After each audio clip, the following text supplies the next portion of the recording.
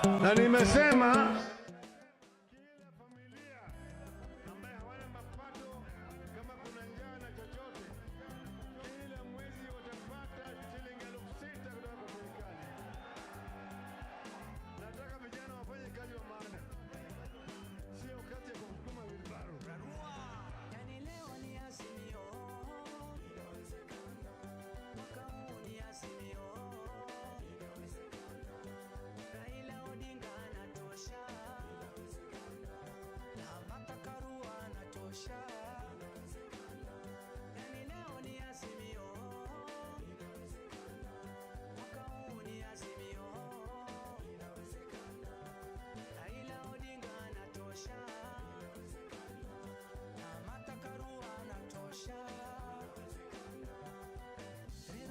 Kenyatta's Northlands Fund and the Odinga Family Business, East Africa Spectrum Limited.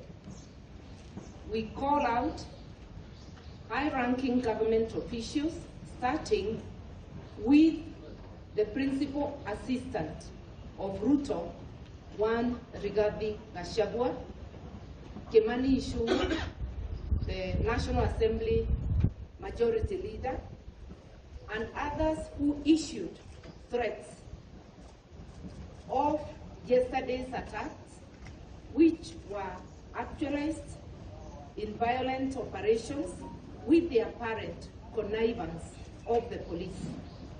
We say so because the Kenya police never showed up the entire day this was happening. Miraculously, they have showed up today, 24 hours later, and after the damage. These acts are reminiscent of the Mugambe land invasions in Zimbabwe. A legitimate, self-respecting government cannot use thugs to settle political disputes or to stop the exercise of the constitutional right to demonstrate. The world watched on TV and online as Kenyans marched, danced, sang, and cheered peacefully in the neighborhoods of Kawangware and Kibra yesterday.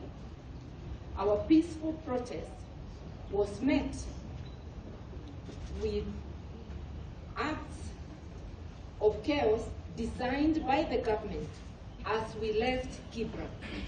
The day would have ended without much incident, but as we left Kibra, along the Langata bypass exit, they logged our convoy and the supporters who were escorting us out with tear gas and provoked acts of violence on peaceful demonstrators.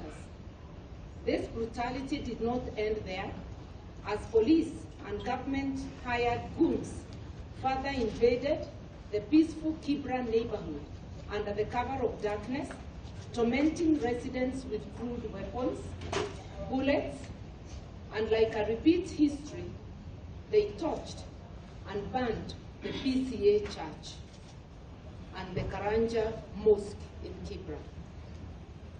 The invasion of private land, slaughter and looting of animals, targeted attacks on private business, the burning of homes, and torching of places of worship have been at the heart of Ruto and Rigathi operations against progressive forces dating back to the dark days of one-party era. We note the overwhelming silence of our international friends and the conspicuous absence of Ruto who are planning with the of the Dark Monday attacks. He must be held responsible for yesterday's destruction, mayhem, arrest, injuries, and loss of life.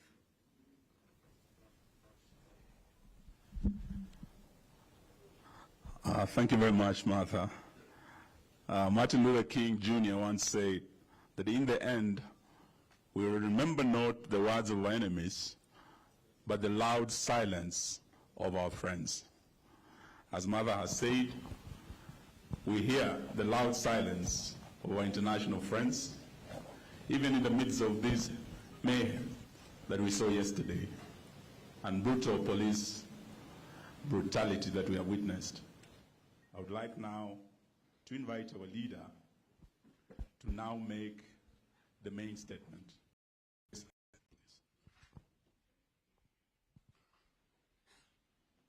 Niko njaa hata siwezi karanga, uwe hai shagala bagala, niko tayari kulipa gharama, sitasimama maovu yakitawala, sitasimama maovu yakitawala.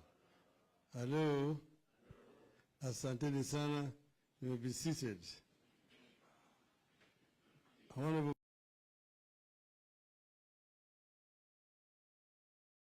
This is now a follow-up to what Martha has already stated.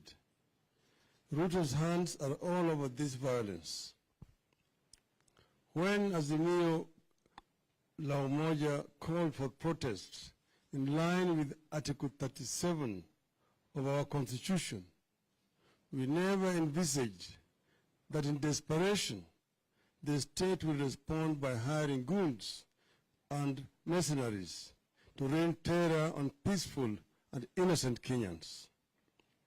We know no law that allows Mr. William Ruto and Mr. Gachagua to order Kenyans to invade other people's lands and businesses in the name of quelling legitimate, peaceful, and constitutional protests. Despite Azimio supporters bending over to ensure that the protests are conducted strictly within the law, the state, under the direction of Ruto and Gachagua, did everything to ensure the protests degenerate into chaos and lead to death. Yesterday, the state unleashed goons on farms way off Nairobi and businesses way off the CBD. In that invasion, trees were uprooted and burned and animals scattered away and slaughtered under the supervision of the state. Business premises were stoned and broken into and property scattered away. Worse still, lives were lost. People were hacked to death with crude weapons, while others got shot with guns. The last time we witnessed such invasion of farms and companies in this part of the world was when Robert Mugabe claimed to be compensating freedom fighters in Zimbabwe. Mugabe claimed to be compensating freedom, It ended in the total collapse of Zimbabwe's economy. It will not be any different here. In this latest act of desperation by Mr. Ruto and Gachagua, we see a plot that will be extremely disastrous for the country's long-term stability and economy.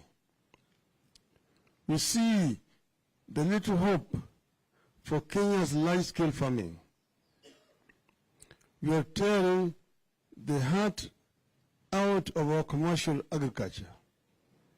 We see little hope for new investments in our economy or expansion of existing ones. We are looking at the beginning of the end of the economy of this country. It is clear that the country is being run by people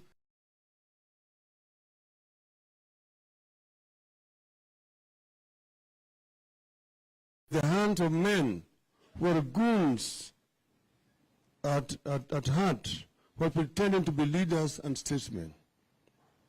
How does Ruto go to Germany and talk about attracting German foreign investment to Kenya, knowing very well that back at home, he has put in place a machinery for vicious attack on local investments.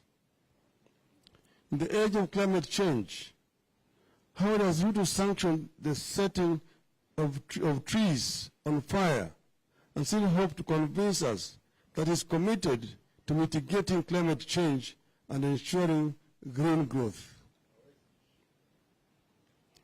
Why would foreign leaders and businesses entertain such a conflicted personality?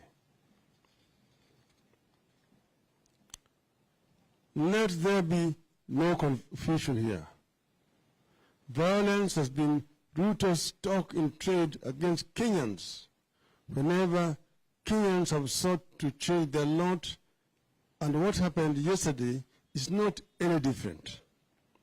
The invasion of land, slaughter and scattering away of animals, attack on business premises, the burning of homes, and touching places of worship has been at the heart of Ruto-regarded operations against progressive dating back to the days of the clamor for multipartyism to date. You find this kind of operation in Maela, Thessalia, and the Rural farms as we approach the 1992 elections, with Ruto at the helm of the YK92, and Rigathi a brute and crude administrator. You find it in the Onasopokia and Olungurene in that same period. You find it in the Likoni at the coast in the run-up to 1997 elections.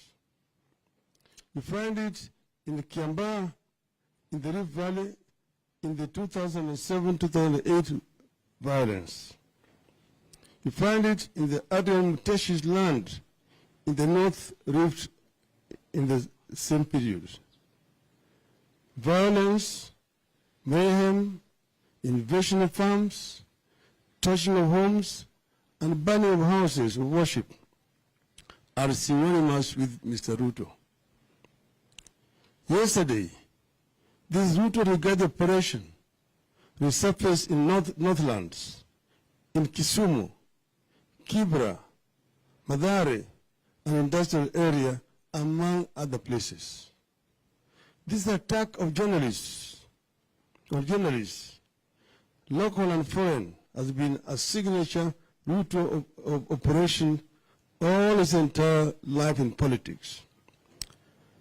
Those who were there then will recall how in 1995, party goons and police beat up the late Dr. Richard Leakey and journalists, including Louis Tambridge of the Daily Telegraph, whose crime was to ask policemen why they were doing nothing when Dr. Leakey was being attacked. Let's make no mistake. Nobody must pretend to be safe.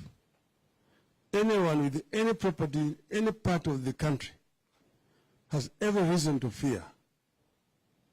Anyone with a sizable piece of land business must be very afraid. You have every reason to believe that other properties will be invaded in the coming days. William Ruto himself owned vast tracts of land across the country, from Narok, Kajiado, Nairobi, and the coast. Much of that land was illegally acquired. Does his order for invasion of other people's lands amount for the invasion of his own? Time will tell. As we warned during the campaigns, Ruto has brought the class war here. He's keen to have a religious war here. This is how it starts. Once it starts, there's no end until citizens turn on one another. All along, we saw it coming. When we launched Azimio la Umoja in the city of Nakuru in August of 2021, we warned against pitting people against each other. We warned against the seeds of a class war that were being planted, pitting the poor against the rich, the young against the old, one faith against the other, tribe against tribe. We warned that the country needed to embrace a tradition of making compromises for the sake of the nation. We warned that leaders need to unclench their fists and shaking hands for the sake of the nation, and we called for the cleansing of the land of the spirit of anger and bitterness, the spirit of revenge and entitlement, and to continue on a path that reconciles, unites, calms, and stabilizes the nation. Above all, we warned that mere words and catchy slogans alone would not work. We told our people to study history and see where it had led those countries that fell victims to the sweet tongues of politicians who were selling snake oil to desperate populations. We also warned them of the theory of Mr. Goebbels during Adolf Hitler's period. An angry and bitter duo of Ruto and Gachagua, usurped the will of the people, have now taken the low road and are summoning the worst demons to drive our nation into a ditch. It is clear that the class war that Ruto promised during the campaigns is being actualized. This is how collapse begins. It is unfortunate that Ruto is so scared of losing legitimate power that he will damage the environment and the economy just to stay in office. But Ruto must make no mistake. I repeat, Ruto must make no mistake. This struggle will march on, stronger and mightier, with his every vile response until our demands are met. 1, the cost of goods must come down. 2, servers must be opened. 3, the reconstitution of IBC must be above-board and consultative and bipartisan. And that reconstitution must also mean restructuring of the IBC. We have won against Ruto and his violence before. We shall win against Ruto and his violence again. End of statement.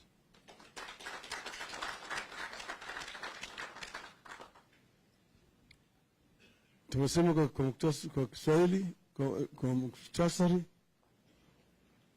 Leo sisi kama Azimio tumehuzunishwa na tukio la jana na juzi. Kwanza, wafuasi wa Azimio wengi wameshikwa kiholela na polisi na kuwekwa kwenye seli kuanzia siku ya Jumamosi, Jumapili, hata kabla ya maandamano ya Jumatatu hujafanyika. Wakati huu kuna wengi ya watu wetu ambao tayari wamepewa notisi eti wafike kwa ofisi ya polisi ati kuna mashtaka ambayo inawangoja. Lakini Azimio hajafanya makosa lolote kisheria. Sisi tulipeana notisi kwa polisi kulingana na sheria. Hata tulifanya zaidi ya yale ambayo ilikuwa inatakikana. Manake tuliandika barua kwa Inspector General ya polisi, tukaandika tena kwa mkurugenzi wa polisi wa hapa Nairobi, na katika vile katika kituo cha polisi hapa Nairobi, na vile kule ambayo maandamano yanafanyika kote nchi ya Kenya. Kwa hivyo sisi tumefuata sheria ambayo na vile katiba letu ambayo inakubali ya Kenya kufanya maandamano ya kiamani. Lakini askari ndio wamekashifu sheria. Bwana Komi siku ya Jumapili ametangaza hadharani kiholela ati maandamano ya siku ya Jumatatu ni marufuku. Hatukujua yeye anatumia sheria gani. Mtumishi wa serikali ana uwezo ya kutangaza kiholela ati yeye amepiga marufuku. Hatujui hiyo uwezo alipata wapi. Lakini baada ya kufanya hayo, akaweka maaskari kila mahali kuzuia sisi kuingia katikati ya mji. Na sisi tulisema tunataka kufanya maandamano katikati ya mji. Na tukasema tutatoka wapi mpaka wapi, kulingana na mujibu wa kisheria. Wakazidi jana sisi hatukukuja hata katikati ya mji. Tulienda Kawangware, na nataka kushukuru sana wakaji wa Kawangware kwa kutukaribisha. Vile walitukaribisha, walionyesha ulimwengu mzima ya kwamba Azimio ina wafuasi katika taifa letu kila mahali. Walitusindikiza. Askari wakaanza kupiga sisi, wakaanza kurusha ile vifaa vya gesi ya machozi. Baadaye ile gari yao ikaanza kurushia sisi maji ambayo ni maji chafu. Ati sisi tutatoka, tutakimbia. Lakini wakaji wa Kawangware wakawa mashujaa, na wakabaki na sisi, wakatusindikiza mpaka tukapita. Tunaelekea Kibra, tukazuiliwa pande hii ya Ngong Road, tukaingia huko nyuma. Walikuwa wakuja kule, lakini waliogopa umati Kibra. Natoa shukrani tena sana sana kwa wakaji wetu wa Kibra kwa ujasiri walionyesha na ukarimu kutukaribisha kule kwa shangwe na vigelegele. Tulionyesha kwamba sisi ni watu wa amani.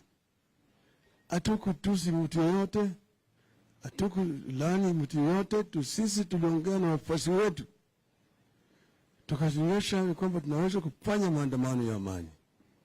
Tulikuwa tunataka kuja Nairobi West, kisha tuvuke tuende pande ile Mkuu kwa Njenga, tuingie pande ile ya Embakasi na kadhalika, lakini tulizuiliwa.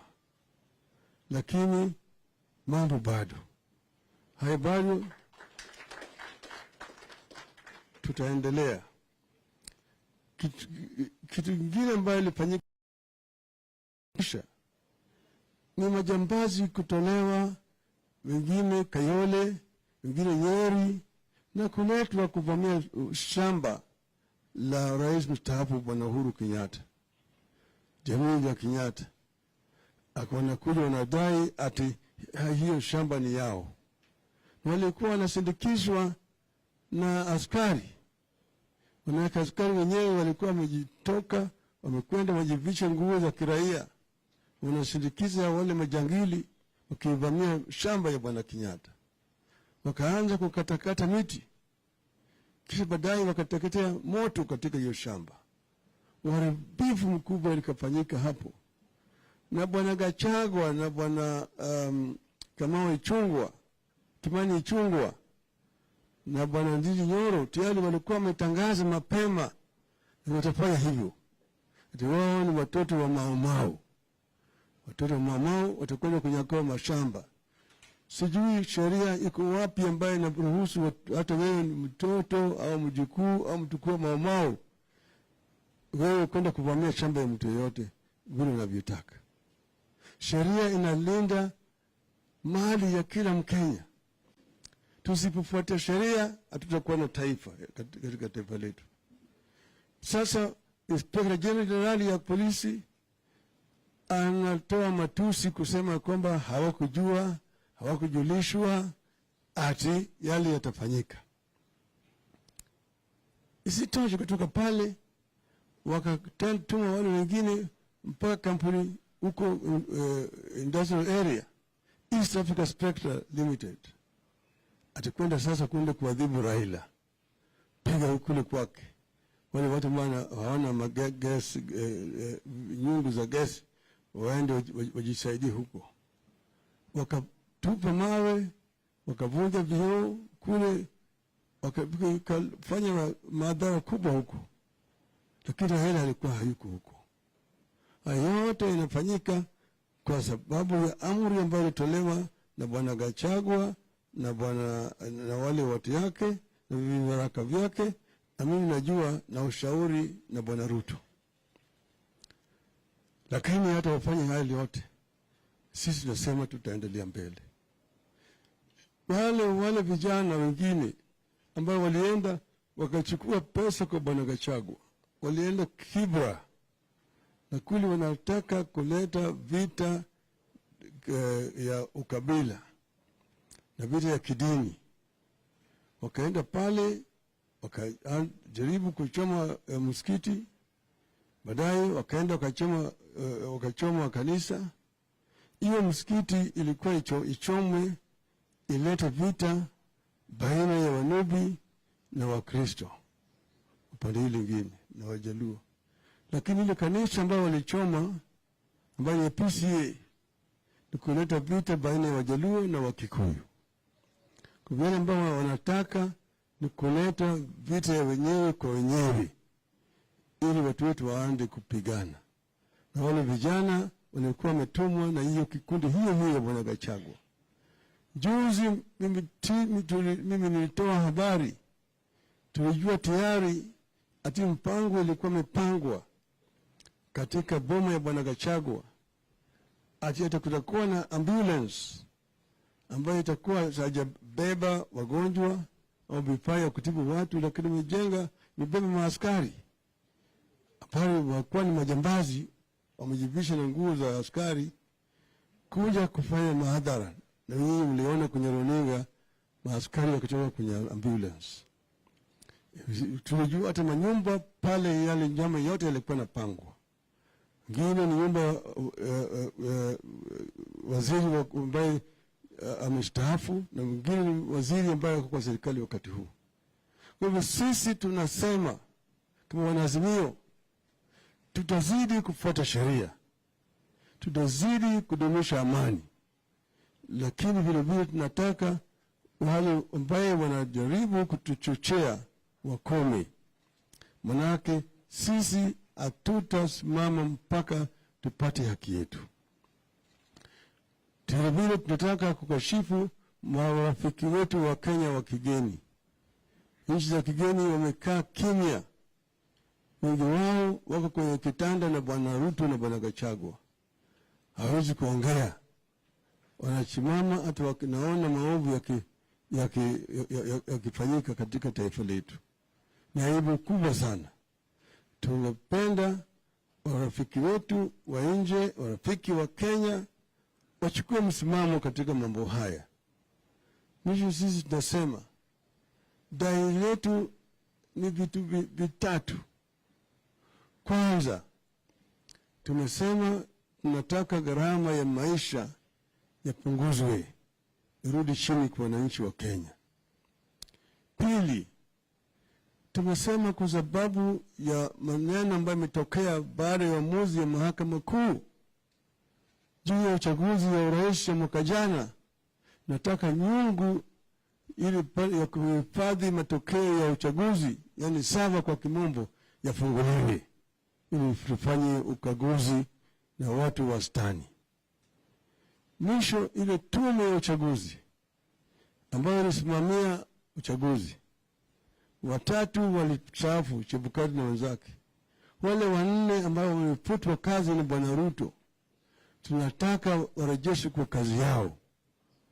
Alafu kuundwa kwa tume mpya, tuwe tunashirikishwa kama Wanaazimio.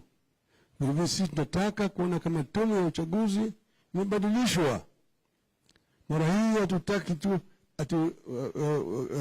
ni halmashauri ya uchaguzi hapa Nairobi watu 7.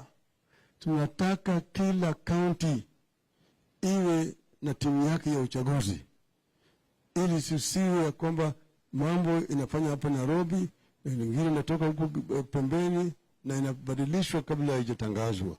Hiyo vile vile ni maneno ambayo tunasema tunataka yafanyike. Kwa hiyo yale yanaitwa kwa kimombo irreducible minimum demands ya Azimio. Kwa hiyo mengi yote mengi namna hiyo, nasema shukrani sana kwa nyinyi kufika siku ya leo. Asanteni sana.